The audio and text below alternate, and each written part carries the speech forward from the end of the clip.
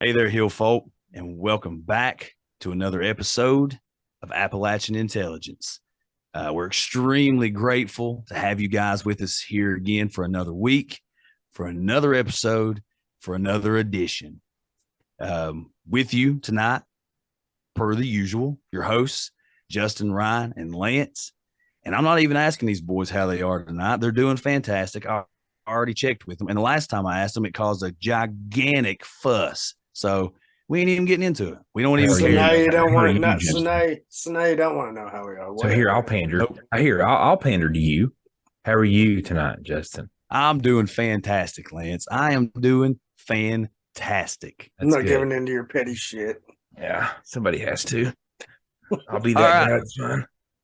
Y'all know how we like to do it. When we get some love, we like to show a little love back out. So our 5-star review this week comes from Court 500. And this says 5 stars from Australia. Another 5 stars from Australia. Keep up the great work. Can't wait to see what you find. So Court 500 from Australia, another Aussie listener out there. We are extremely thankful for that 5-star review. And we're thankful for the love that you send our way. We appreciate it. And we send that right back. Absolutely, Court. This is probably very trashy American of me, but my house loves Bluey. Thank you. Thank you for Bluey. It's fantastic TV. But fortunately for you Hill folk tonight, you don't just have to deal with the nonsense that me and Ryan and Lance bring to you on a weekly basis. Tonight, we have a fantastic guest who we had the pleasure of going on his show about a month ago. It was a fantastic conversation. We had a blast. It was a ton of fun. This guy is just great. So the first opportunity that we had to bring him onto our show and hear a little bit from him, we just had to jump at it. We had to take it. The guy that we're talking to tonight, he's a sage sliding spirit first into synchro mysticism. He's a mystic of the misty Monday morning mountain, meditating on meticulous matters. He's catering canceled conspiracies to the current crowds of counterculturalists. With us tonight is Mystic Mark from the My Family Thinks I'm Crazy and the Esoteric America Podcasts. Mark, how are you, brother? Wow, I was about to cue up my applause button for that intro, dude. Thanks, man.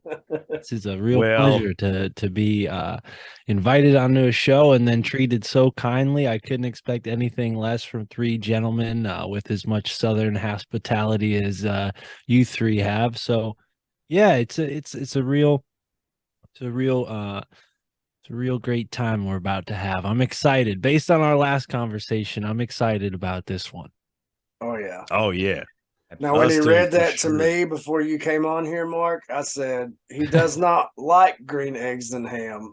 It's like, Yeah, you got your own Dr. Seuss here for sure. But yeah, I don't know quite where to start first, but for folks who don't know about my show, it's called My Family Thinks I'm Crazy.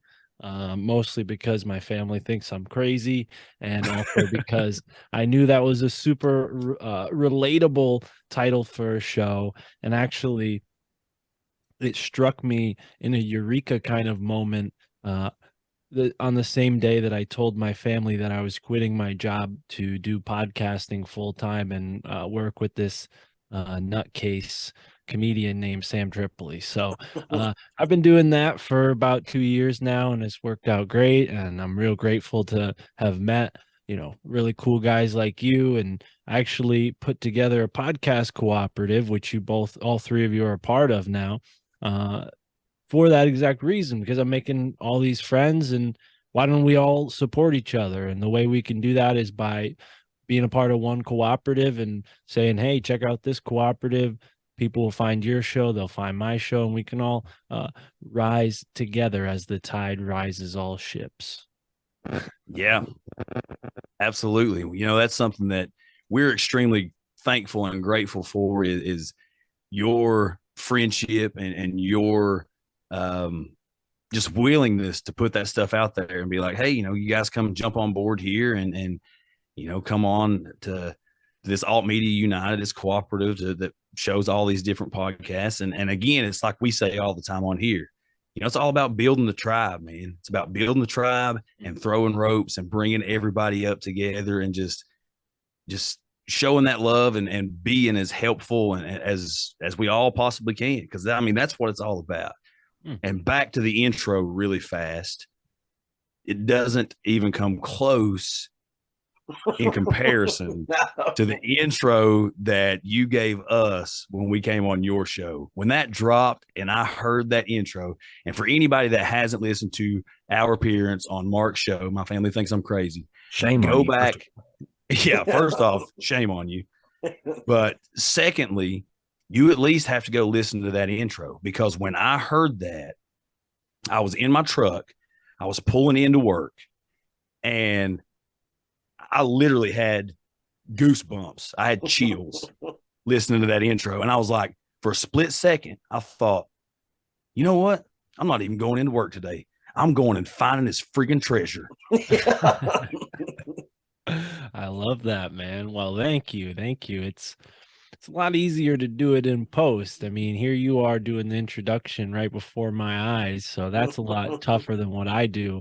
I save you guys the awkwardness of me having to re-record several times. And plus I like to use guest, quotes. So I typically do that afterwards. And with you three, it was perfect because I believe I got all three of you saying something. And, obviously Justin, with your, oaky Southern voice, you sort of led, you blended really well with the music and then juxtaposed with Lance and Ryan. And it was really fun to make. So yeah, thanks for enjoying that. I'm glad you guys checked it out. Sometimes people who join me on my show, I don't know if they ever even listened to the show. So it's always cool to hear feedback from people who have joined me as a guest. Oh Yeah. We loved it. We absolutely loved it.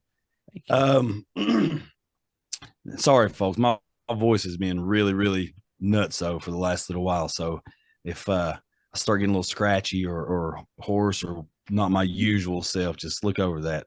Mark's going to do most of the talking anyway. And we're getting into that right now. So, Mark, obviously we have you on here because you're super awesome. But thank you. There's also a part of the Appalachian Trail that runs through your home state of Connecticut. I think 52 miles or so runs through. And the Appalachian Trail runs through it. It's Appalachia, baby. That's what I'm saying. Wow. So before we jump into what we really want to get into as far as your research and your the product of the digging that you've done around your own hometown, which I greatly recommend that each of you out there listening needs to do, because there's weird everywhere. Being as we're more of a paranormal, weird, UFO, cryptid, all the weird stuff out there kind of show, have you personally had any paranormal or spiritual based experiences in your life? Yeah, that's an interesting question. Sorry, I gotta switch my camera around real quick. There we go. Now I'm a little closer to you guys. Yeah, no, unfortunately not. When I was real young, I remember like learning about all this stuff from a book called Ripley's Believe It or Not. And I think that may have maybe like jaded any chance of me seeing anything, because I was looking for it whenever I went in the woods. I'd be thinking about Sasquatch, or if I was in a weird place, I would think about ghosts and get a little spooked. So I always sort of chalked it up to my own mind generating that fear. So in a way, I didn't personally experience it separated from me, but I have generated my own weird, spooky kind of things. And I think the more you lean into this, the more life throws you curveballs. And I'll give you an example. So behind me, I have a book over there called The The Book of Magic by Aleister Crowley.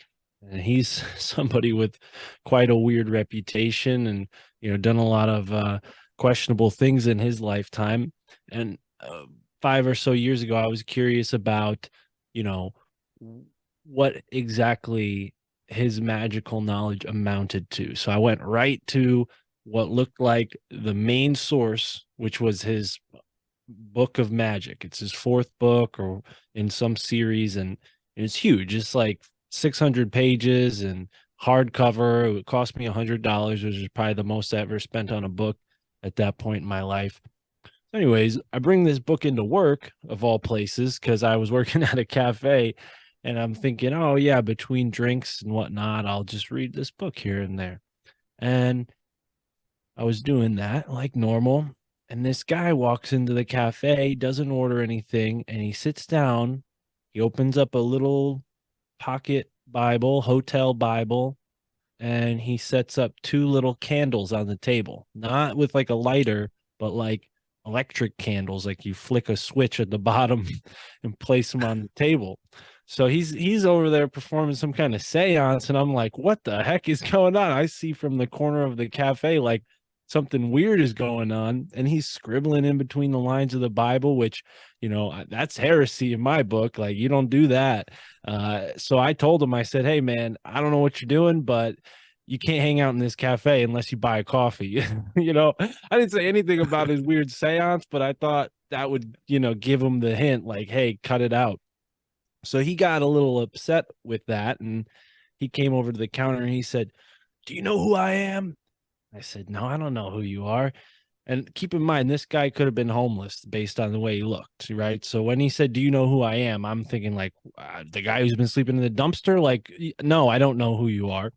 And he says to me, I'm the grandson of Charles Manson and the great grandson of Aleister Crowley. And I was like, now I'm like jaw dropped, because I have Aleister Crowley's book like under the counter, not in view for anyone to see. So I'm like, how on the one day I bring this weird book, this like homeless guy who's clearly possessed comes right into the cafe, So that was the last time I ever brought that book to work. And yeah, he ended up buying a coffee and leaving shortly after. But yeah, that's the closest I've come to like a demonic, weird ghost type thing. And yeah, I've done a few podcasts about Aleister Crowley, and I've researched him a bit. He's not my favorite character to look into anymore, but there was a time when I was interested in like, what's this guy all about? So, even though he's dead, I think when you invoke a person like him into your life, it could, bring some weird things with that, some attachments. And yeah, so people should be careful if they're going to be collecting weird books, at least just keep them at home. Yeah. Mark, I've got a question. Yeah. Not to make you dive into Aleister Crowley. That's not what I'm doing. I don't want you to do that. This is That's just fine. during your research, studying of Aleister Crowley, did you ever find any instances of him being in Appalachia or in the Appalachian Mountains? Well, I have a whole book called Aleister Crowley in America, and that's about 600 pages too. So I wouldn't be surprised if he spent some time traveling through, but I don't think so. I know planes obviously weren't, around back then for customer travel, so he must have traveled through the Appalachians at some point. But I don't know. That'd be a good. I believe if he would have stopped there, it would have been a place where he would have written about. I'm not like versed enough to say, but if you look up that book about Aleister Crowley in America, by Tobias Churton, you may find the answers you're looking for. As far as I know, he spent a lot of time in New York City, Detroit, New Orleans, and California. Those are the 4 places that and he also spent some time in Mexico too. He became a part of the Mexican Freemasons, and was probably one of the first Europeans to write about taking peyote. That was one of the things he did. He took mescaline and maybe even used it in a psychedelic warfare type of context or psychological warfare context where you drug somebody in order to make them go insane for political reason or so that they fall off a roof or something, right? Like, there's all sorts of ways you can screw up somebody up with psychedelics. And I think Aleister Crowley being a secret agent was more focused on things like that. But if he made his way through the Appalachian Mountains, I'm sure he would have picked up on some of the weirdness, maybe even got down with some of the folk magic practitioners, because that's the kind of thing he liked to do, is go around and learn about different people's styles of magic. So, well, I wouldn't put it past him, but no, I don't know directly for sure. Because we have, I wouldn't call it local lore, and Justin would probably be better to articulate this than I will.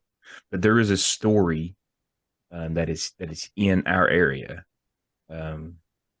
more so the Breaks Interstate Park, of him being here, correct, Justin? And potentially, go ahead, and you're a better teller of this tale than I am. Well, according to Nathan Isaacs of Pennyroyal, the research that they did with all of their stuff, including Elkhorn City, which is it's right across the border into Kentucky, but it's our hometown. It's our neighboring town, our neighboring city. He would have definitely been to Kentucky. I think that's a guarantee. But now that you say that, I've listened to Pennyroyal, so I'm pretty sure I remember that part of the series. But yeah, I think Crowley got around America far further than people suspect. He spent a lot of time in America, and he also is buried in America in an unmarked grave on a farm in New Jersey. So I'm pretty sure the Appalachian Mountains cut through New Jersey for some part. Yeah. So yeah, for sure. He could be buried along the same geology as the Appalachian Mountain. Who knows? Well, I know that his book, or I'm almost positive that his book Libra 333 is also, I think even on the cover of some of the editions, it says, or falsely titled, Breaks, which is just weird that, the Breaks Interstate Park. And again, Nathan Isaacs goes into this whole spiel about, and putting some of those pieces together based on some of the artwork that he had done. And that's a really, really cool thing. But to get off of Crowley, we'll save that for another Mark coming on episode. Let's get into, Mark, if you don't mind, some of the research and digging that you've been in true Nathan Isaacs fashion into the stuff that you've been coming up with around your own area, your own hometown of New Haven, Connecticut, and the greater New England area. Why don't you just take over here, man, and give us some of the stuff that you've been finding and coming across in your neck of the woods. Yeah, thank you. It's kind of synchronistic that you're mentioning Nathan Isaac, because he is a big inspiration for me. His Pennyroyal series came out around the same time I started my podcast, and I want to differentiate myself somewhat. I don't want to just be another guy that interviews people. And also, if you're a guy who interviews people like me, you might not have that much to say when you go on another podcast. So in order to, correct what I think is an error that some podcast hosts make by just being a sort of interviewer instead of a researcher themselves, I said, well, where can I specialize in other than my own backyard? I mean, I'm not going to go and specialize in some new subject that I don't know a single thing about. Let me start with what I've already been focused on, which is what exactly is going on in New Haven. And really, I can't give Nathan Isaac too much credit, because this journey started for me 10, 11 years ago, right? When I was in college and I would skip class to go smoke weed downtown in the center of the green area. And to clarify, I didn't grow up in New Haven. At that point in my life, New Haven was a dangerous city. I would not be sitting here behind this computer if I lived and grew up in New Haven. My life trajectory would be totally different, I'm sure. And that's because New Haven, for the most part, other than having Yale University there, is a slum. I mean, the city is in disrepair. Plenty of great people that live there, sure, but it's like most cities in America at this point, failing in many ways. So, needless to say, community college didn't hold my attention. They weren't teaching really anything that I was interested in outside of one or two classes. And I spent a lot of time, like I said, kicking it on the green. And this green is at the center of New Haven. It's at the center of this grid that the whole city is built around. I didn't know any of this at that time, but something drew me to that center area. And there is where I met a gentleman named Amos, who at the time was homeless. He's a Native American from a tribe out west in Arizona. And, he was just a dude I would smoke weed with until he realized that I knew a thing or two about conspiracies, just little things. Like I was, you know, up on what was going on with 9/11, right? I'd seen that happen in my own lifetime. I could see how the propaganda affected society after that time period. So I had already had my kind of wake up moment, but Amos taught me things that were mind blowing in a different way, because much like you guys on your own journey of discovery, these things were so much closer to home than I expected, right? Because I mean, even 9/11, I'm not that far away from New York City, but still, it was a kind of distant thing. New York City's a whole different equation. But here in New Haven, they had this weird secret society scene going on throughout Yale. These secret societies, like the most famous Skull and Bones, the lesser known Book and Snake, Scroll and Key, Wolf's Head. I mean, there's at least 40, so I can keep naming them, but I don't want to bore you guys. There was all these secret societies and all these wealthy students from all sorts of different countries, and just me, blue collar kid stuck in the middle, kind of trying to figure out where my life was going to go, because I didn't leave high school with a definitive plan. And I felt very jaded, like, oh, wow, I grew up in this area where one of the wealthiest schools in the whole world is located, and they don't give a single shit about us. I'm sorry to curse. I don't know how often you guys curse on this show. It looks like I'm fine to curse, but they don't give a shit about us, right? And this is a school with $42 billion. If they wanted to pay for a program to make the schools around better, they could, but they don't, right? And I don't know, maybe that's like an uneducated point of view, but to me, it was a very real anger. Like, why is my education so lackluster, and I'm right next to this amazing school with all these resources? So I started to look in deeper and deeper. I figured out that there is these layers of privilege, these layers of exclusivity at this place. And I became really fascinated because I realized it's not even me. It's the kids at Yale themselves that are being held from this and being used for their position in life, because they're from a wealthy, prominent family. They then go to a school like this and they get used in a certain way, and they join these groups, and maybe it makes their life better because they have more money, but they're not operating on their own will. They're operating on an agenda, this group's agenda, Skull and Bones and all the other recruiting organizations. So as a kind of young adult, I learned about this, and then I moved on with life because I was also interested in girls and smoking weed and hanging out with my friends and making some bucks so I can afford to do all that. So I got some jobs, from being a delivery guy to being a door-to-door, campaigner. I mean, I've done a whole bunch of stuff, and every job I seemed to get gravitated me towards New Haven somehow.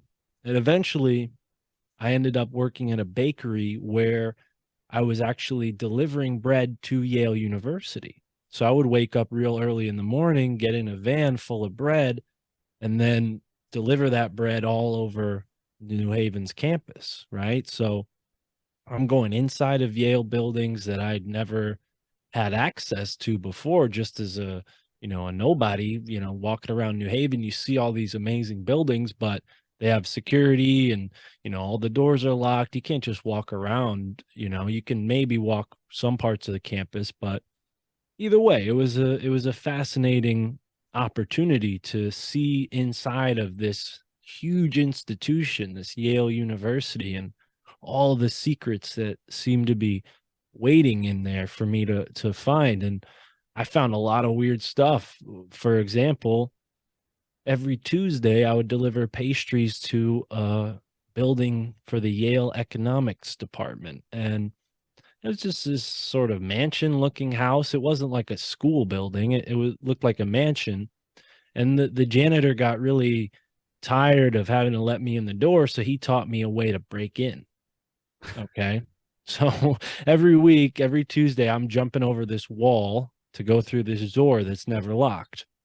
And I got pastries too. So I put the pastries at the front door. I go jump over a wall, come through the building and let myself in. Right. And this is all just like a fun little thing that I do, at 5 a.m. every Tuesday. Well, little did I know that house was where George H.W. Bush and his wife and his son, George W. Bush, lived when they were in New Haven, when they went to Yale University, when his father went to Yale University, right? So I'm breaking into the Bush home. And I find this out on the day that George H.W. Bush died, because I looked down at the newspaper that they would leave on the front step, and it said, George H.W. Bush, former resident of 88 Hill House Avenue. I'm like, what that's the exact address I'm sitting at. So, one of those plus another weird synchronicity, basically pushed me to be like, no, you got to get into this conspiracy stuff. You got to research it. You got to figure it out, because, Amos didn't meet you by accident.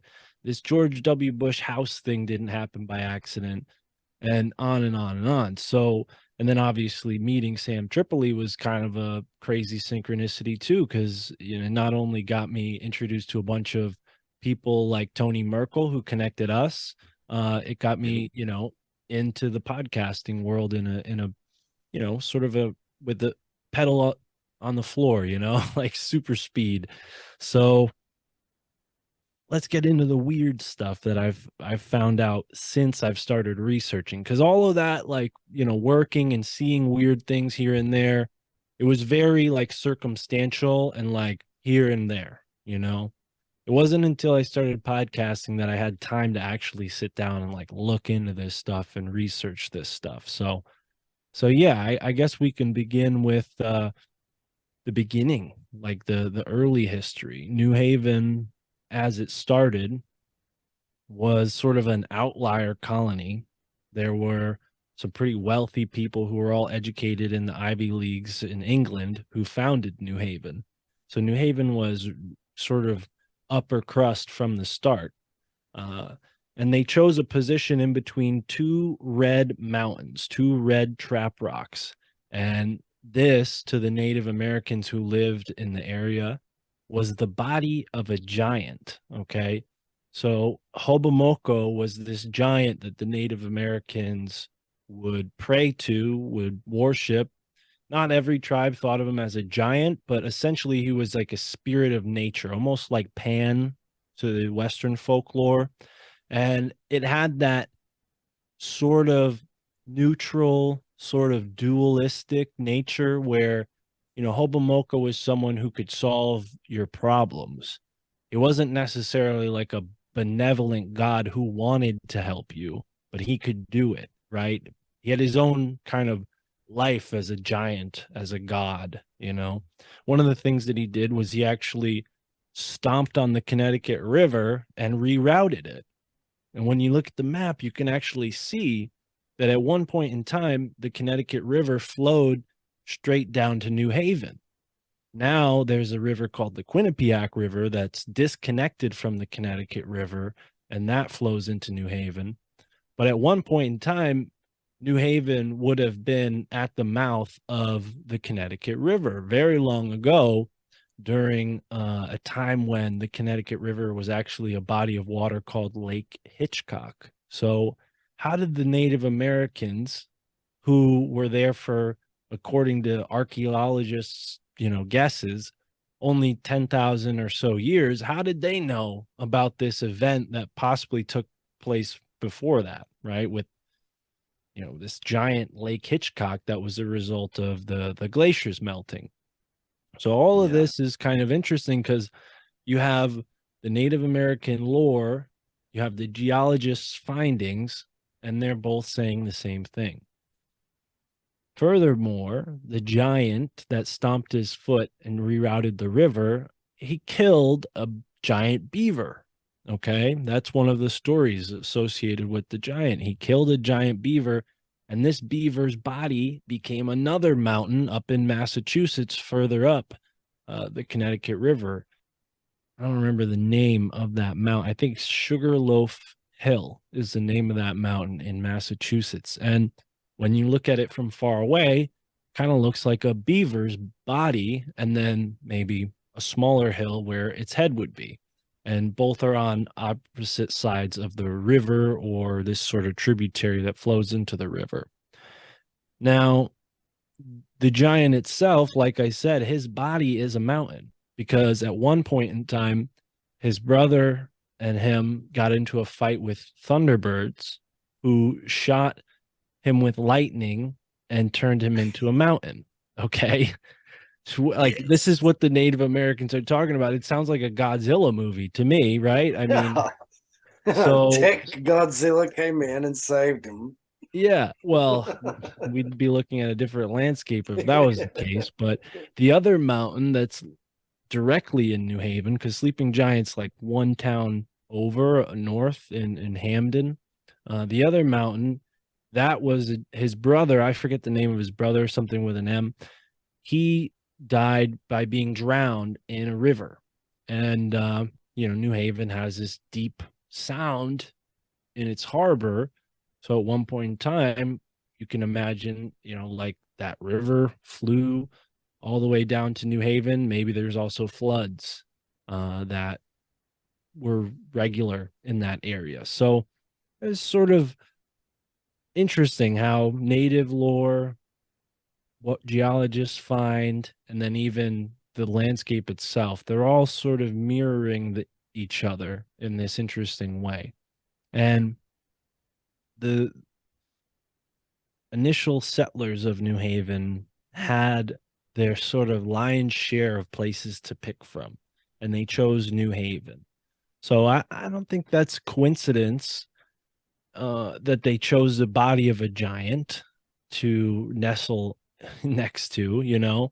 Who knows if they were even aware of that story when they came there. But either way, that's really significant, considering that New Haven is Yale University is a giant institution.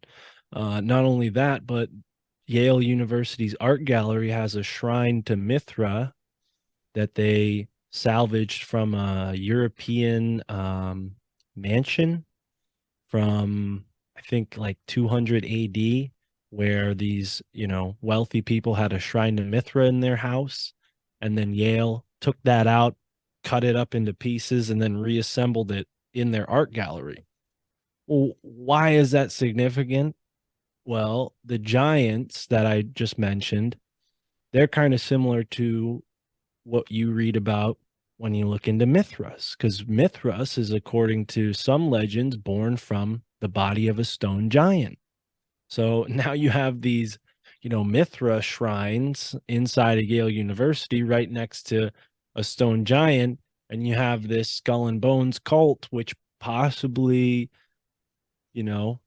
carries some of those Mithraic rituals into the modern age, all happening in this same area. I don't know if that's a coincidence, but either way, there's a deep like story here, and I'm only just starting to piece it all together.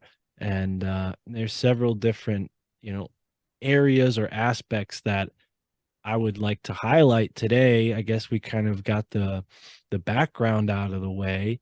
But do you guys have any questions before I continue on with like the founding of New Haven?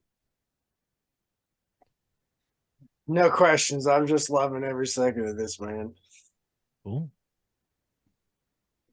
Yeah, that's Keep going. yeah. Give us No all the question. details. Yeah, give us all of it. Listen, my edibles started kicking in like a while ago, and I haven't zoned out one time. That's how good this is. I zone out on these guys at least 4 times an episode.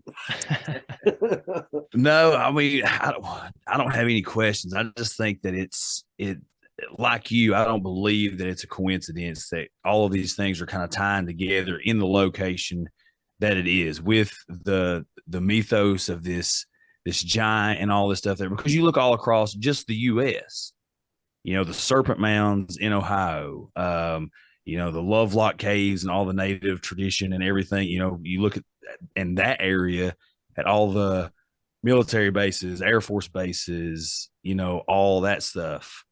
And it brings to question, or it brings into focus, like, people are putting these things around where these old stories come from, where the tales of these giants come from.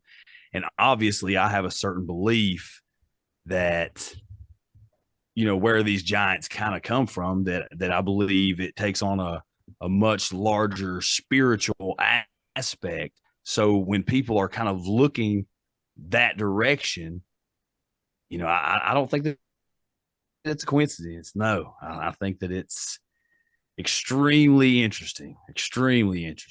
Yeah, as soon as you started talking about who actually founded New Haven and then started Yale there and everything, all I could think of was like, the first thing popped in my head was Anunnaki. I was like, well, it's be the bloodline of giants right there. Are you sure the edible kicked in 5 minutes ago? Because I think the edible kicked in just then when you said Anunnaki, bro. Well, I have something to share with you guys on my screen. I think you need to make me the co-host or something. It's not Okay. letting me share my screen. But yeah, Let's. it could be Anunnaki, brother. I don't know. I think when you look at, I'm really glad you actually said that, because it does connect to what I'm about to show you. When you look at megalithic sites, whether it's Egypt, whether it's in Mexico, Central America, South America, Asia, wherever these megalithic sites are, the number one thing that people talk about is how they're aligned to the stars, how they're aligned to different constellations, specifically the North Star.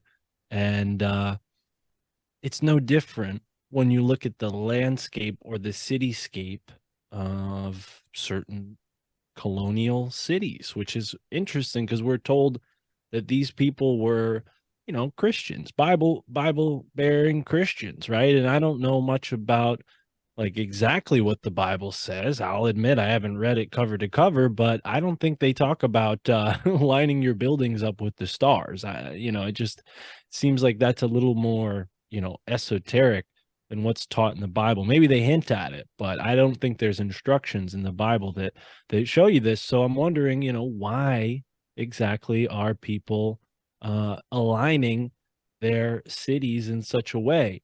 And it's mathematical. So let me explain. You guys are about to see what was the founding plan in 1641. This was like how New Haven got its start, with these 9 squares that you see right there.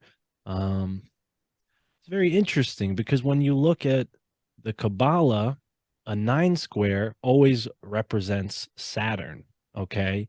And what's really weird about New Haven is New Haven has the nickname, the Elm City. And the Elm City, an elm tree, has symbolically always been associated with Saturn. So it's double fold here, this Saturnian sort of energy. Now, let's look at the view from the green that I was telling you guys. I was smoking weed over here.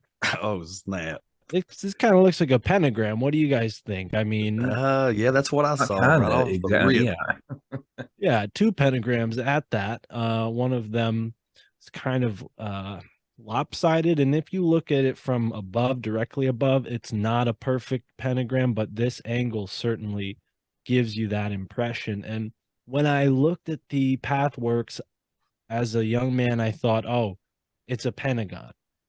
It's a pentagram. It's something like that, right? But then I started to really think about what I just told you with that 9 square grid. And now I'm wondering if the lines are actually stretching outside of the center square and touching the other 9 squares as if to make some kind of code. Because when you look at some of these what they're called are Western mandalas, and I'm going to pull up a book that I have on my USB drive here that'll show you guys exactly what I'm talking about. But there's a tradition in the Kabbalah to create these magic squares and then use them to imbue the energies of a planet.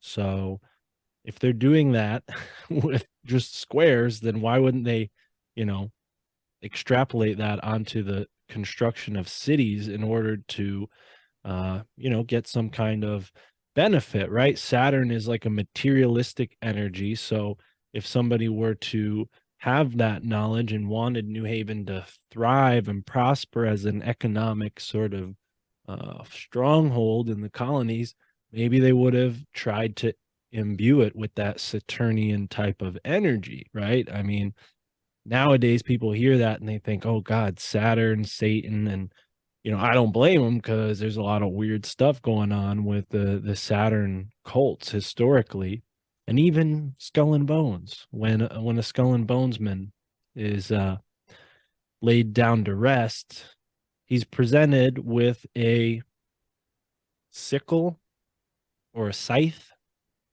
and a sheath of wheat, or I don't know the proper term for it, but some wheat, which are both Saturnian symbols. So when you die as a Skull and Bones member, they put Saturn symbols on your grave or your, coffin as you're lowered into the ground, right? So it's it's dripping with this symbolism. And I haven't been able to prove this definitively, but I can't help but draw this connection. I'll speed up looking for this so you guys can see what I'm talking about. I can't help but think there's a connection here with these magical sigils and the 9 square grid. So as you can see here, here's some examples of how they draw them out on the different grids, depending on, how many squares make up the grid. But this one right here at the top, that is the Saturnian one. And yeah, you don't really see this exact symbol in the pathwork, but could be alluded to. There could have been a point in time where maybe it did look like that and they changed it. I don't know. I'm really speculating pretty on a ledge with this one, but there's clearly a tradition of this kind of magic going on with numbers, squares, and lines connecting those squares. So what that means for New Haven and its relationship with this kind of stuff, I'm not sure exactly, but the question stands. So you guys can see the slides again, right? Yes. Okay, cool. So what I haven't mentioned yet is downtown behind the 3 churches that line the green here. There is a mass grave. Okay, these 3 churches right here have over 6,000 bodies buried behind them because for the first 200 years of New Haven's history, everybody was buried behind the churches in this center area. This was actually very common in colonial times. People would be buried behind the church or maybe on their own property. They wouldn't be buried in like a public cemetery the way we have them now. And as a matter of fact, the very first cemetery in American history was built in New Haven. When I say cemetery, I mean the kind that has paths connecting all of the different individual plots. Each plot is separated from each other, and there's usually very fancy types of grave markers for these more prominent cemeteries like the Grove Street Cemetery. So they had to move a lot of these people from the ancient burying ground to their new, what they call the Garden of the Dead.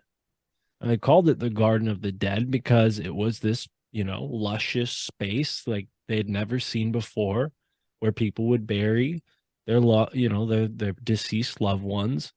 And it reminded them of like a fancy park in London or Paris, the way it was ornamented with trees and bushes and all that. So they called it the Garden of the Dead. But when you consider the location of this new cemetery, especially in relationship to the school and in relationship to the old burying ground, plus the fact that the secret societies, two of them are both on this little road here going to the cemetery, I started to think maybe there's something about this road. I've walked down this road 100 times. It's a one-way road. This path right here is for students only. I mean, you could walk down it. They wouldn't like kick you out or anything, but primarily for students. You can't drive a car down this section of the road. But it's a corpse road. Why is it a corpse road? Well, there's a chapel right over here. And in European history, there would always be a road between the church and wherever the burying ground was.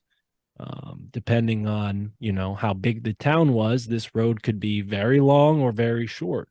In the colonial days, they didn't have the luxury of doing this because they were all, palisaded into these forts, and the wilderness was scary and whatnot. But in Europe, it had conquered land long ago. So they had all these, fancy corpse roads where people would see ghosts traveling, after the night of their funeral. They would see the ghosts leaving the cemetery and traveling between the church and the cemetery. And now you have all these secret society, Yale, the library, the campus. I mean, all this stuff is all on this road next to the cemetery. And I have to think, maybe this is symbolically a corpse road.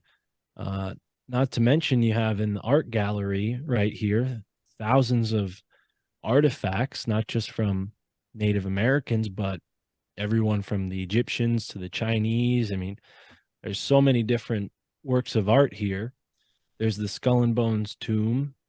There's the original Yale campus church, which is now a library.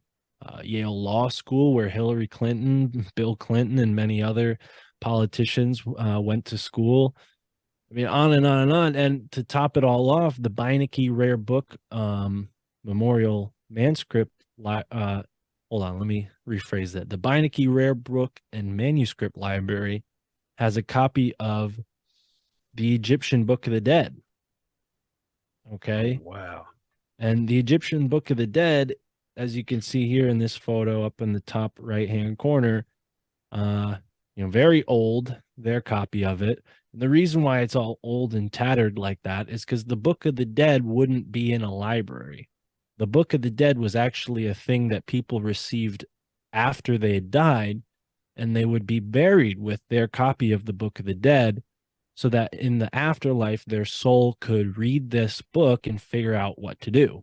So, it's not like, something that's readily available. The Books of the Dead, the only reason we have them, now is they've been reprinted and republished, but an original copy of the Book of the Dead is quite rare because they're all, buried in these tombs. So, they have a copy of that. They also have what you see on the bottom right-hand corner, a little excerpt from the mysterious Voynich manuscripts, which you guys may have heard of before. Never been translated. Some people think they're an alchemical text. Some people think that they have some sort of medicinal folk medicine encoded into them. But either way, very rare, somewhat metaphysical, and all on this very weird road leading up to the Garden of the Dead. And to top it all off, you guys can see here, the Garden of the Dead has this really Egyptian motif. It's styled like an Egyptian temple. It's got the sun rod disc. I believe this is from the Philistines in the Bible. The dead shall be raised. I don't know what part of the Bible this is from, but the dead shall be raised, obviously is a biblical quote. And yeah, there's a lot of weird stuff in this cemetery, like these two griffin women. No loitering. You can't roller skate, skateboard, or drink in the cemetery. Just so you know, if you're planning a visit. And yeah, it's odd because you can see this gateway from the like all the way back, like through 4 or 5 blocks down the road. It's like this little square in the distance. It's perfectly aligned with the street. So while you're walking, if you walked in the center of the street, you can see this thing from a couple blocks away, and it's a little spooky. And I don't think it's a coincidence that the secret society buildings are right next to it. Here's a little breakdown of what it looked like, or here's an illustration of what it looked like when it was first built. And here's a breakdown of some similar structures in Egypt. Henry Austin, the designer, modeled it after the temples at Dendera and at Esna North, as well as another temple that was in a place called Hermopolis, which is Hermes's sort of where Hermes was worshipped. So in a sense, by building this, they're invoking Hermes into the town, into the fabric of the city. The Book and Snake tomb is modeled after the Nike temple. Nike was a god of war among the Greek religion, the Greek pantheon. And this is the Book and Snake tomb on the right side there, pretty much mirrored in shape and stature even. We have these caduceuses that make up the iron fence posts surrounding the tomb. And they also have these very perfectly smooth ashlar blocks, which, if you're not familiar with architecture, this is something that master masons specialized in making. It was like the mark of a master mason when you can, carve a stone into a perfectly square block, right? Endless similarities. It's really not, it's beyond coincidence at this point. When you see all of the similarities stacking up, here's the Skull and Bones tomb having the same sort of triptych facade as the Egyptian shrine to Seti II. And so I think Seti II is one of those pharaohs that was potentially like an alien, like he had a weird shaped skull, like Akhenaten. I could be wrong about that, but I'm almost certain that he is connected to that somehow, and that's why SETI is also used by like alien lingo, the search for extraterrestrial intelligence, SETI. And yeah, it just goes on and on. Here's the Mithra shrine I was telling you guys about. You can kind of walk inside of it like you would if you were going to pray to Mithras. And they also have, of course, the Jurassic revival with this huge what is this, a brontosaurus, no, triceratops, actually. Kind of reminds me of the joke you were telling us before, Ryan.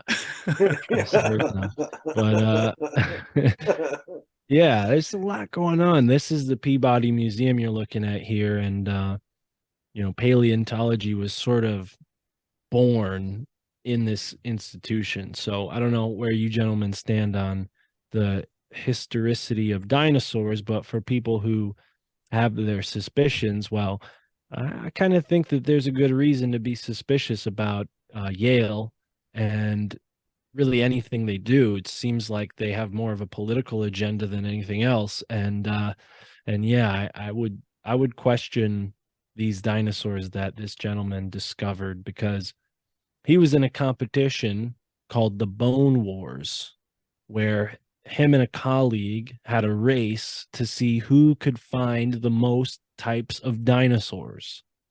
So I don't know about you guys, but if I'm in a competition with my friends, I want to win, right? And I think he wanted to win too, and possibly that meant compromising his academic integrity in order to make it seem like there are far more dinosaurs than there actually were. So again, I don't know where you gentlemen stand on dinosaurs and how real dinosaurs are, but when we look at these ancient stories of, Sasquatch being this like mythical being, we talk about giants, in the same breath. And it's like, okay, we have Sasquatch today. We have Native Americans who say, yeah, Sasquatch is like a real thing. People see Sasquatch. Then we have stories of giants going into the past. We have stories of things like the giant beaver, the woolly mammoth. I mean, these things are tangible in some way. Like we could reach back into our oral history and find stories of these beings. Whereas dinosaurs, I don't know. I'm not, again, I'm not a complete like throw all the dinosaur stuff out the window guy, but I definitely think that when you consider who pushed paleontology onto the masses, it might be some questions there as to how true all that is. I mean, now they tell us that they don't look like reptiles; they actually look like birds. So, See, Ryan, I told you 3 weeks ago. Big museum, it's all fake. And plants. That is something that For they, God's sakes, plants. they replaced the skeletons with plaster casts. You can't even find a real dinosaur skeleton. So I don't know if this is a divisive topic for your audience. I don't want to throw a bombshell into this, but No, I'm not gonna waste my time arguing with him. Well, listen, Mark, I tried to explain to this man 3 weeks ago that the whole dinosaur theory was just nothing big, just big museum in paper mache, and he wanted nothing to do with it. Well, I think there's a reason to make us think that we're, stoned apes who ate too many mushrooms and got too many brain cells for evolution's liking and became these anomalies of science. I think there's a reason why they want to give people that perspective, that we live in a chaotic universe and human beings are just an accident, and dinosaurs add to that narrative. Whether or not that makes them true or not, I don't know, but I do think that when I look at the universe, I think of it as an ordered place, not a chaotic place. That serves my life, that serves my worldview, and it makes my life a little easier to believe in a higher power and to believe in order. And, I think scientists, as smart as they are, the more they teach us, the more chaotic the world gets. And you see things like chaos theory, chaos magic, string theory, they're actually talking about it in these terms and trying to give people the impression that we live in this, fragmented chaos of, anomalies that is so unique that, well, if we fuck it up, it's no big deal because it's 1 in a million. It's, to me, I think it's our history is more precious than that. And I don't know how much dinosaurs truly fit into it. I think if anything, dinosaurs were a little bit more like what we see depicted as dragons. Me too. That's where I'm at. We have far more dragon mythology, and stories of that kind of stuff than we do evidence for dinosaurs. Now, I will say there is that one weird carving of people riding dinosaurs in Cambodia. There's, I think, an Angkor Wat on the walls there. And Angkor Wat was only discovered 200 years ago. Before then, it was completely covered by rainforest and forgotten about. So, it could be possible that the first people to find it went in there with the stone chisel and hoaxed some dinosaur carvings. I mean, sure, maybe that's why those are there. Or maybe dinosaurs were real and humans were alive with the dinosaurs. That puts it in a whole nother perspective, right? Maybe they don't want you to know that humans and dinosaurs coexisted because, then that would add some truth to the biblical stories that say like, yeah, God created all these freaking things that didn't really work out the way he thought they would. So he killed them all with a flood and left us there because we were the most honorable or whatever the story is. Clearly I'm not a biblical scholar. I've made that point clear. It's That was close pretty enough. close. That was pretty close, Mark. That was pretty dang close. But I think that's part of it. And you look at the guys who founded New Haven, and they were a weird persuasion of Christianity. Okay. They believed in the final days being right around the corner, and God's judgment was right up on their hind legs, like breathing down their neck. So they even believed in this thing that was like ordained wickedness, where God actually wanted certain people to be evil in order to push his will forward. So some of these elites that we now talk about doing all these satanic things today, maybe they're just a part of this like weird offshoot of Christianity where they thought like, okay, we can bring God back if we act like the devil, you know? And I think you see that happening with certain weird characters like this Puritan minister who practiced Paracelsian medicine. And if you guys aren't sure what that is, well, Paracelsian medicine involves taking human body parts and eating them. So Yeah. it sounds like some black magic Jeffrey Dahmer weirdo stuff to me. And yeah, that was going on here in New England, maybe not specifically just New Haven, but it definitely had an effect because, you know, Yale is a huge medicinal sort of warehouse now. They pump out all kinds of doctors from their school. So, you know, we are kind of focused in that way with the higher learning centers. And, you know, all the way back to the colonial days, the first governor of Connecticut was an alchemist. Okay. His name was John Winthrop the Younger. He was one of the first members of the Royal Society, and he was a practicing alchemist. And back then, when you were, you know, governor or, you know, a lawyer, I mean, you were kind of a jack of all trades, right? So practicing medicine was a part of your duty as a statesman. You had to take care of your town, and he was always figuring out all these different concoctions, healing alchemical concoctions to try to rid people of the illnesses that they had. And even, you know, fast forward a little bit to like the 1800s when they were getting tuberculosis, they would take body parts from deceased people, light them on fire, and then prescribe eating the ashes to somebody who was dying of the tuberculosis, because they didn't know what tuberculosis was. Obviously, they thought it was something to do with like a spiritual evil, and the only way to get rid of that was to find the person in the ground who is dead, like you know, siphoning this energy off of people. You had to like harm them somehow, cut their head off, light it on fire, and then eat the ashes in order to stop them from being a vampire, right? So I mean, you want to talk about weird paranormal folklore, like New England's chock full of it. And most of the time people just talk about the witches, which in Connecticut, we only had eight witches get tried.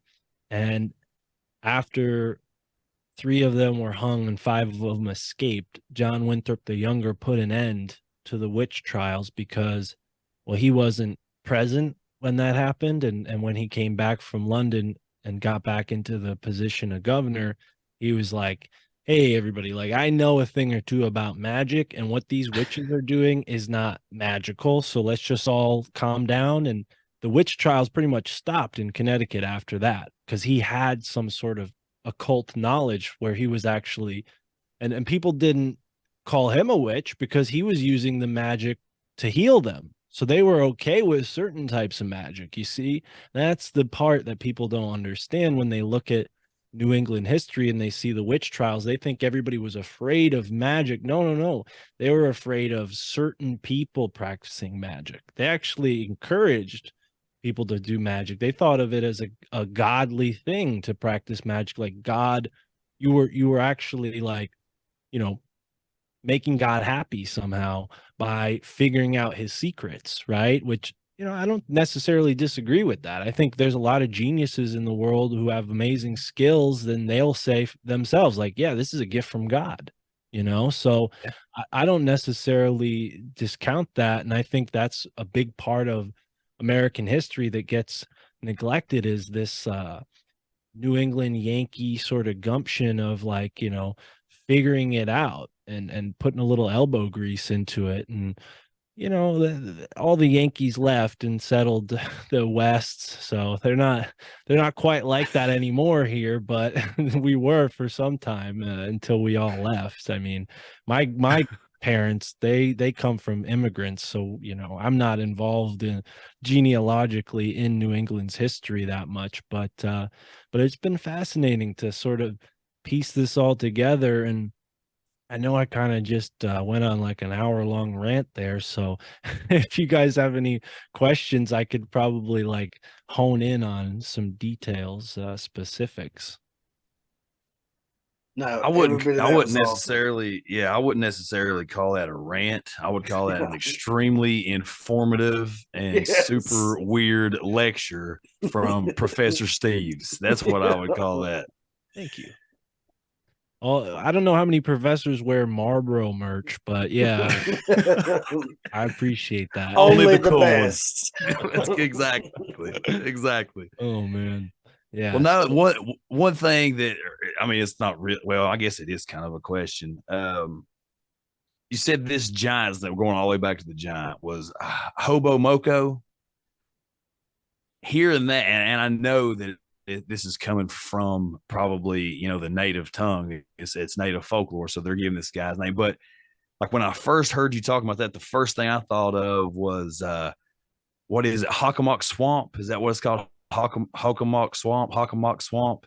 That's probably the same. I wouldn't be surprised if that's the same root word, because there's a couple different variations of Hobomoko, and a lot of the tribes in New England shared some similar like language traits with the whole eastern seaboard. Maybe it stopped around like Virginia, then it starts to get a little bit more diverse, and you got like the people from Alabama who kind of have their own thing going on. Florida as well had a bunch of tribes that were just stuck around in Florida, but a lot of the from Virginia to Maine, those tribes, a lot of them worked together and shared and traded and did things. So I wouldn't be surprised if Hobomoko is named, like his name has made it, into other languages and got retranslated. What's the scoop with that swamp? Is there weird stuff going on there?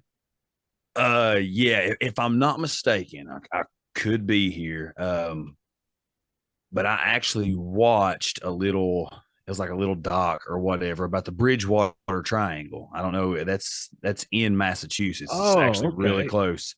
If I'm not mistaken, I'm thinking you're talking about something near you guys. Our way. No. I was talking about. Oh yeah, this is named. This is directly named for Hobomoko, and that's the problem. When Europeans came, they didn't have the best ear for the native words, so a lot of times Hobomoko got. I say it like Hobomoko sometimes, but it's also like you pronounce it Hobomako or Hob, and Hob. That comes from hobgoblin. Maybe not from for the natives, but hob in European, that's hobgoblin. I don't know if you guys have ever seen this movie, Quatermass in the Pit, but it takes place in London. This like weird scientist, physics professor guy has to, solve this like mystery, and it ends up being this like alien spaceship that's buried in under London in this place called Hobbs End. And Hobbs End is like, they talk about it in the movie like, oh, this is Hobbs End. Like for hundreds of years, people have noticed weird things going on here, devils walking around and stuff. So yeah, I don't think it's an accident that the hob, that kind of word has like a parallel, because Native Americans had been trading with Europeans way before Columbus. We didn't even get into this yet today, but one of the things I recently learned about, a friend, podcast listener, sent me a article about a place like 3 towns over where there's a 5th century church carved into the rocks. Okay.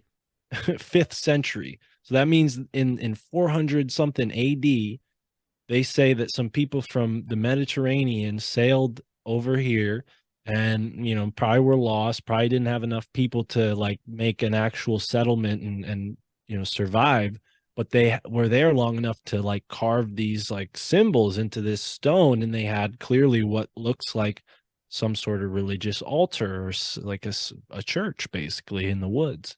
So I got to go down there pretty soon and see what I can find.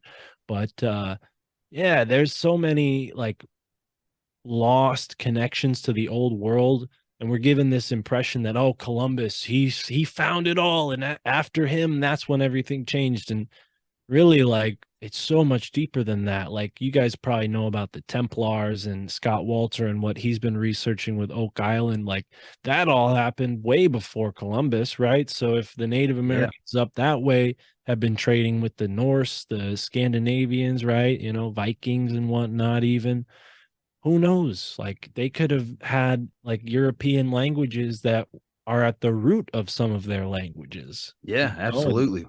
Well, you hear about go ahead, Ryan. Sorry. Oh, I want to say mainly P. Hall even said, "In the King of the Goblins named Hob." That's what they call him, hobgoblins, or his name's yeah.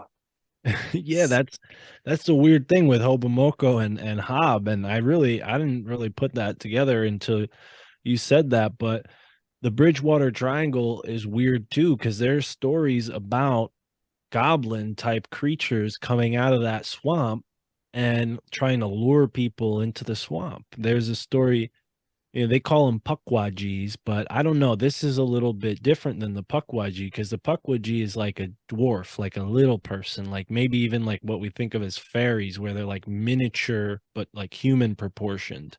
And this being was more like a creature, like not human in any way. Like, it was saying something like, here, come here. Like, it had been listening to humans speak and then repeating it the best it could. Not that it like spoke, but it was able to like pick up on what the humans nearby were saying, and it was trying to like lure this person into the swamp. And yeah, when you consider hobgoblin, hobomoko, and it's like, wow, that's uncanny how those parallel each other.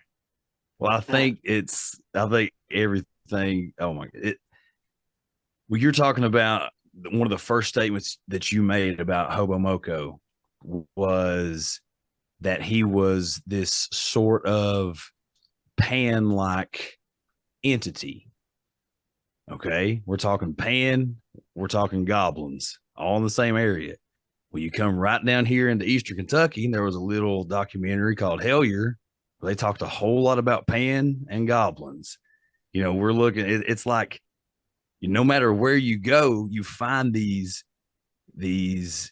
entities, these spirits of the woods, these all encompassing to the people that worship them and looked at them in that time. And you see a lot of the same traits and comparable weirdness that's going on in stories and folklore and sightings and all the way, from ancient times to present day. So, I mean, I think that's, and Hob, especially like in the old British folklore, Celt, Scots Irish, all that, Hob was a slang term for the devil. Well, what do we talk about with the description of the Christian devil? Well, it was Pan. And I might be mistaken, but I'm pretty sure either Pennyroyal or Hellier had H.P. Lovecraft make his way into the show somehow. Like, he was mentioned. And what's interesting is, in a movie made by John Carpenter called In the Mouth of Madness, an author is writing a horror novel that takes place in a fictional town called Hobbs End. And the author goes missing, and this guy is hired to find the author. The author's name is Sutter Kane. So the guy, to his disbelief, realizes that Hobbs End is not a fictional place, but it's an actual town in New Hampshire, okay? And he drives up to New Hampshire. And what's weird, I think Chris Knowles said this, or maybe Recluse said this, but that's the same place that the fictional movie takes place in, is where Ghislaine Maxwell got caught when she ran away to New Hampshire. Okay, so we're going to throw her into the mix too here. But this whole movie is about this author who's writing a book that's becoming true as he's writing it. And what the detective who goes to look for him realizes is that he's the main character in this freaking book that the guy is writing. And all the stuff that the guy's writing about is happening to him. And the whole world's involved, and people are losing their minds, and reality is literally collapsing in on itself. It sounds a lot like what people talk about happening with AI, right? So I think it's it's kind of weird. And also New Hampshire has history of weirdness going on. It's also in the Appalachian mountain chain. And the White Mountains up there, they have a lot of weird stories. The weirdest story that I've ever heard from that area is a stone that the Native Americans talk about that eats people. If you stand on this stone, a hole opens up and you fall through it and you're gone. Okay. That sounds a lot like a portal to me, right? I mean, yes. So that might be in New Hampshire somewhere based on what this legend says. And there's all sorts of stories of, like, again, stone giants being the actual mountain itself, some sort of being in the mountain. Maybe Bigfoot is associated with this creature. Maybe the goblins are associated with this creature because it's like the green man, the Pan, the man of the woods. It's physical body is the environment itself, and it can manifest inside of it what it wants to, just like your body is an environment. And if your body needs more white blood cells, well, it's going to make more white blood cells. What if this being is so massive and is so interconnected that it can, like, generate beings in its belly and these, like, Bigfoot come out of the caves and they're literally like holograms because they're not really there. They're like a part of the forest that's correcting for what's going wrong, just like your white blood cells correct when you have bad bacteria or viruses in your body. So yeah, man. Dude, I could totally get down with that. That's so crazy, because literally the last episode we dropped, I was talking to this elderly lady, the sweetest lady that you'll ever meet. And she's a well-known, what we would call in this area, she's a well-known granny witch. I mean, she practices Appalachian folk magic. She is as devout a Christian, Bible-believing, God-fearing woman as you'll ever meet. But she will openly tell you that she's a water witch. She's a witch doctor. She uses the word witch a lot, freely. And in conversation with her, one of her theories was, because she was telling all these weird stories, and I just asked her, I said, where do you think all this comes from? Where do you think it stems from? What do you think is the origin for all this weirdness? And she said, well, I'll tell you, honey.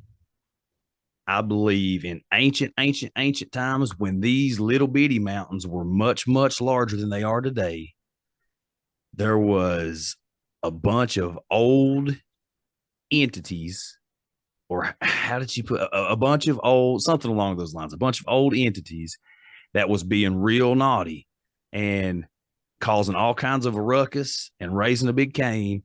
And they sent them, they shipped them and imprisoned them over here in these giant Appalachian mountains at the time.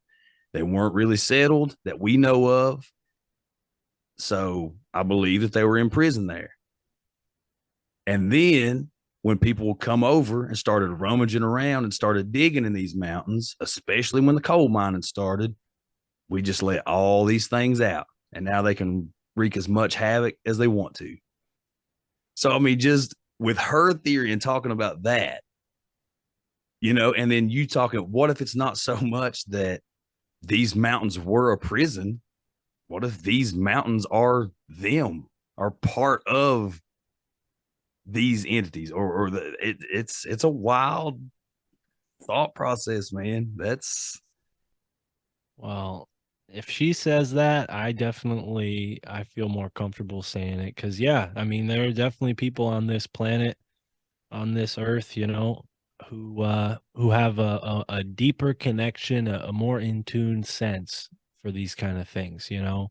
And yeah, as bad as their reputation may be, I think witches are some of the more in tune people, you know, depending on how you stand on that whole subject. I mean, some people still to this day deride people like that because they're afraid, you know. And I think the only reason that we've been taught to fear that kind of power is because it's something that you can't control. And if you don't take that power responsibly, it will control you. And that's kind of the danger even of looking into this stuff and going down these trails, is like if you stare too long into the abyss, it starts to stare back at you and maybe even reach its cold hand out and pull you in, like in that movie In the Mouth of Madness. Not to give anything away, you should all watch that when you get a chance, because yeah, it's connected, man. I think, you know, some people have different approaches. Like my buddy Nick Hinton, who I think you guys have spoken to on this show before. He's a good dude. And his book, his most recent book, is kind of his battle with this, right? And I'm not giving anything away here. I just kind of want to promote my friend, because I feel like he did look into the abyss, and the book that he's put together, I don't think he's formally released it yet, but it's soon to be out. You know, it kind of deals with this struggle of, like, you know, wanting to dig into this information, but also realizing where this information's digging into you. So Yeah. yeah, you don't want these things to burrow into you and follow you home, so to speak. Well, and I think that's the scary part of it, is because, you know, in doing what we do and in trying to gain as much knowledge as, and you know, it's no secret, you know, I'm extremely open about my faith as a Christian on this show. You know, I'm extremely open about that. And I try to look at everything that's going on from a biblical standpoint. But like we talk on here a lot of times, the modern day church and their idea of the supernatural and the paranormal and all that stuff, they just poo poo it all away, when the Bible's the most supernatural book you'll ever read in your entire life. I mean, it's full of the supernatural. So with all that, you know, there's a lot of times that when just me in particular, and I'm the only person that I can speak for, when you start looking into these things, or when you start researching demonic entities, or, you know, even Pan, for instance, when you start looking at some of the, you know, witchcraft and the occult and Crowley and all of these different things, there's a constant battle going on. There's a constant war of, you know, how deep do I dig? How deep do I dive? You know, what do I do with this information other than just learn it so I can understand that? But it's one of those things, and I can see it in my own time spent in research and looking into these things. I believe, obviously, I believe these entities are real as me and you sitting here. But I believe that that's kind of the temptation that they throw out there, is they want you to become obsessed. They want you to, they're dangling this carrot on a stick in front of you, and they want you to reach out and grab it and take a bite and hold on, because it is interesting. It's all extremely interesting to know that there's this kind of power and magic and all this stuff out there. It's an easy road to go down and get hunkered down there and not let yourself come back up for air if you're not grounded in why you're doing what you're doing. You know, I've told Ryan a couple times. I even told Edibles my help wife too, though. Yeah, I was having a conversation with my wife, and I was telling Ryan about it. I told him, I said, you know, man, it's a really good thing that I am as strong in my faith as I am, because I believe I could get real witchy real quick. Well, yeah, you got to walk both paths in a kind of way, like you know, in a sense, to understand what's out there, you know. I don't know. I feel like as you said, the Bible is supernatural in itself. And just the same way that having that Crowley book in the cafe attracted that weirdo, I think having the Bible on your bookshelf can attract some pretty good things in your life, you know? So, and I have a Bible. I mean, I have a lot of books, but I do have a Bible. So, you know, it definitely, the presence is felt. You know, I can't say I've read it cover to cover, but the presence is felt. Yeah, for sure. I mean, and that was where, you know, we were talking about the Giants. I told you that was where my interest peaked, you know, right from the get go. Um, me myself, I would call Hobomoko a Nephilim. That's just me. That's me speaking. I think that's a product of a fallen angel and a human. Yeah, it could be. There's even been you know, giant skeletons excavated in Connecticut. So, you know, maybe not quite as big as we're told Hobomoko was, but up to like 10 feet tall skeletons being found along the Connecticut River. And yeah, it's a place with a long history, you know. There's even a guy who was found buried in a suit of armor as if he was like a knight from Europe. And that I think that was in Massachusetts somewhere where sort of like on the border of Massachusetts and Rhode Island over there somewhere. So a lot of weird stuff that doesn't fit into, you know, the narrative we've been given by the universities. And I think the universities have done that purposefully, you know, to keep us boxed into a certain understanding that suits their agenda. Yeah, I agree. I agree 100%. I don't know, man. It's all just, it's so weird. You know, like you were talking earlier about just ancient America and the people that could have been here. You know, we know about the Kensington runestone, I think up in Minnesota with the Viking runes on them. You know, you hear a lot of, especially in our area and farther south down into the Carolinas and Georgia, you know, you hear about these stories of the moon-eyed people. You know, we did an episode on that you had this group of people that were extremely pale skinned with these blue eyes and big heads and spoke Welsh. You know, you had a whole lot of these natives that when the first missionaries and all these people would come over, there's one particular story that this one native tribe captured this priest on mission and brought him in, and he was from Wales. Brought him in and set him down in front of the chief.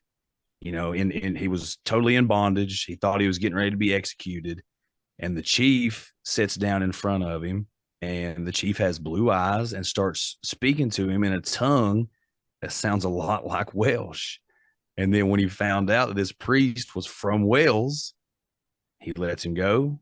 You know, he actually incorporates him into the tribe and they start learning from each other, but eventually lets him go on his merry way. So you hear a lot of these stories of these, you know, and even going all the way farther back than that. You hear about a lot of the lost tribes of Israel, you know, coming over, and there's just so many possibilities of people being here in America and creating these civilizations. And I'm not saying that, oh, well, white man was here first and blah, blah. I'm not saying any of that. I believe that a lot of the United States of America was a lot like it is today. I believe there were a lot of different ethnicities. I believe there were a lot of different cultures.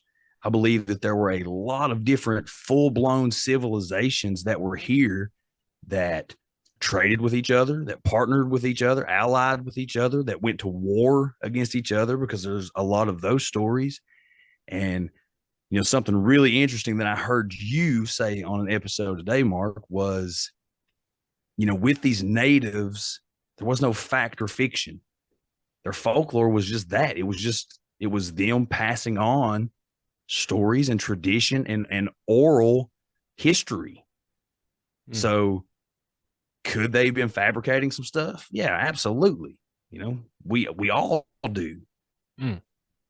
But I think you're referring to this. I was interviewing this guy Ronnie Yep. Pontiac, American Metaphysical Religion. Yes, that was That was an it. awesome episode. Yeah, yeah. He said, thank you. He said that a lot of really great stuff about American history in this book. But yeah, that came from him, the fact and fiction thing. And it's interesting. I've been talking to a Native American.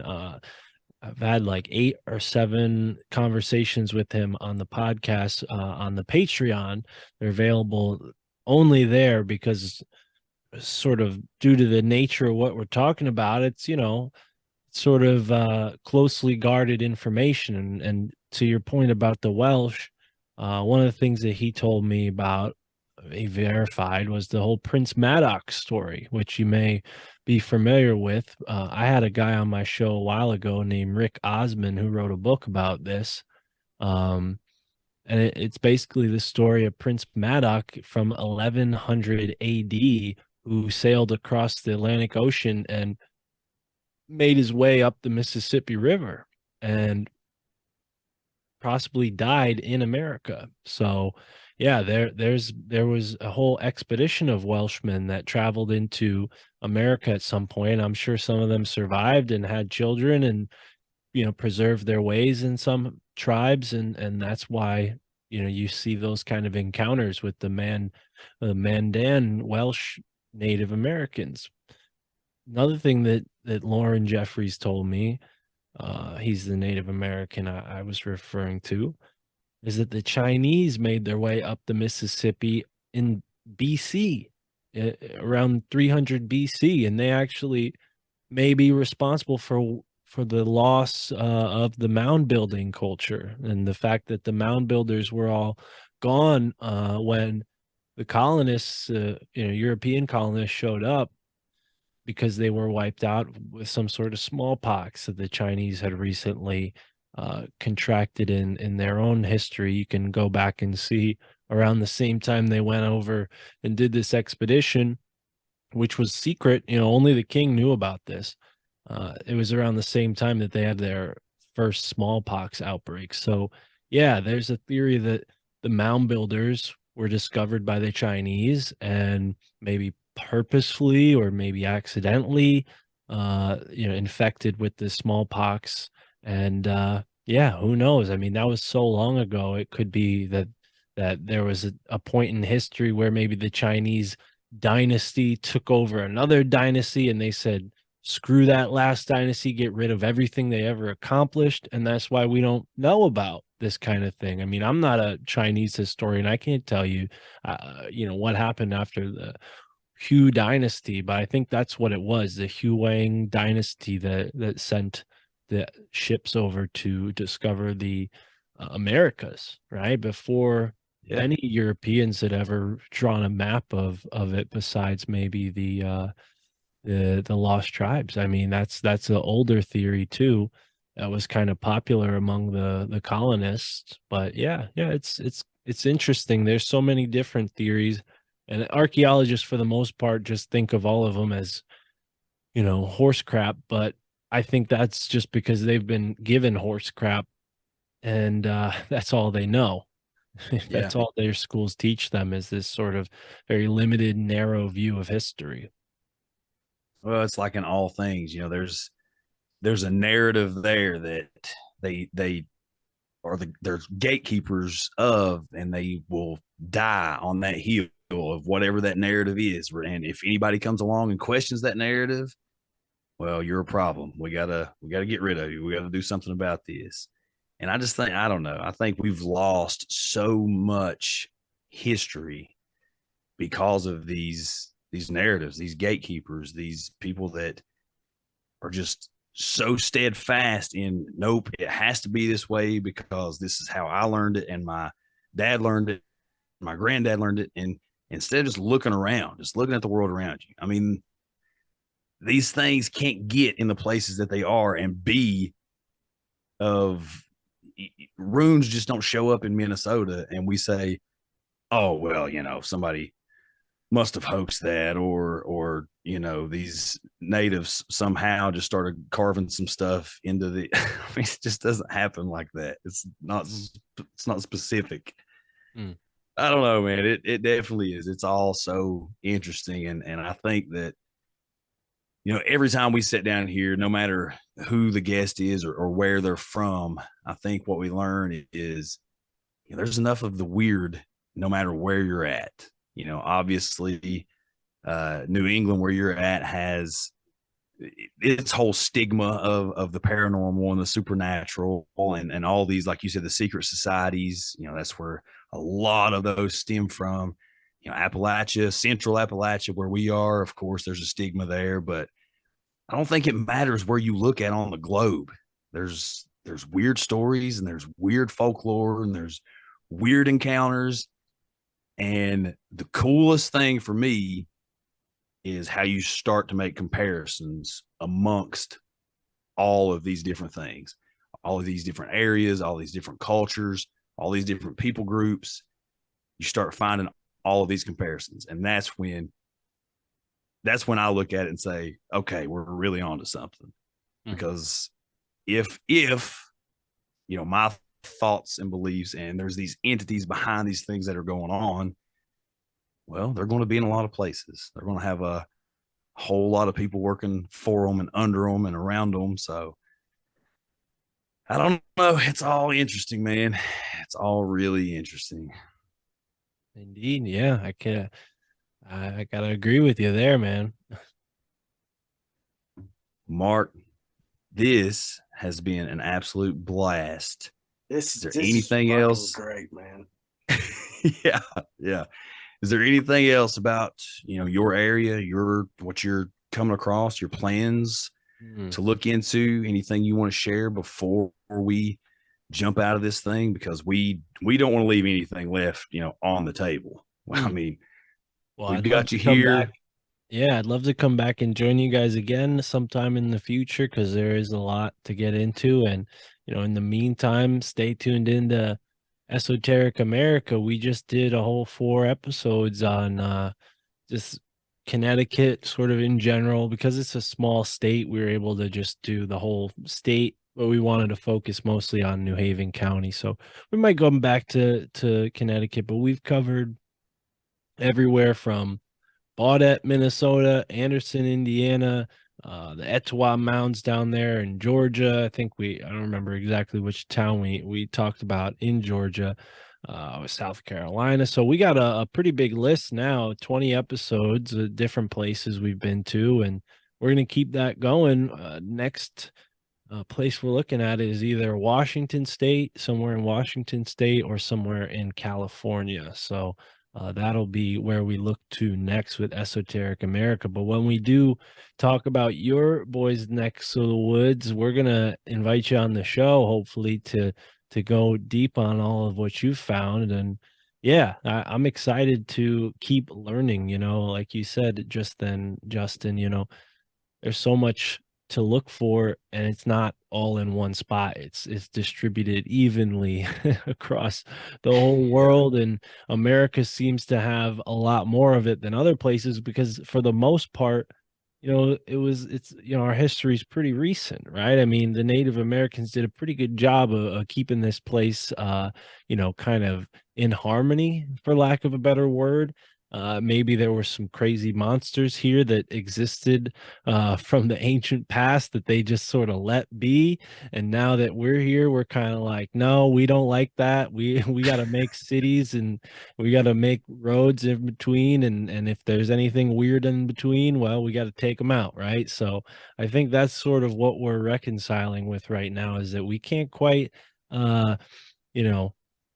turn everything into a safe place for humans. I think the Native Americans had it right when they said, well, that's a spot where you should never go, right? We need to bring that into our culture somehow, more respect for sacred places. Not that, they're evil, but I think, when you go to these sacred places and you're not aware of it, bad things can happen to you, because you're just naturally not respecting the sanctity of that place, right? So maybe these beings, maybe they're not so unfriendly. Maybe they just don't like getting their front lawn turned up by our spiritual like dirt bikes coming over and treading tracks on their lawn. You know what I mean? Like we just come through like a pile of like crazy as human beings. We have so much like nervous energy when we go in the woods that it probably feels weird to these types of beings who are used to like calm and quiet. And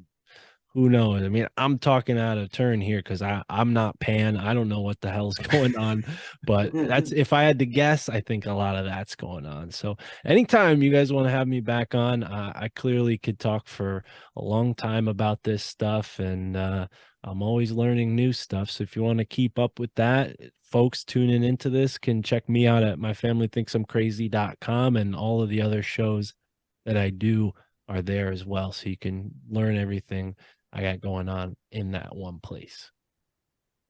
Yeah.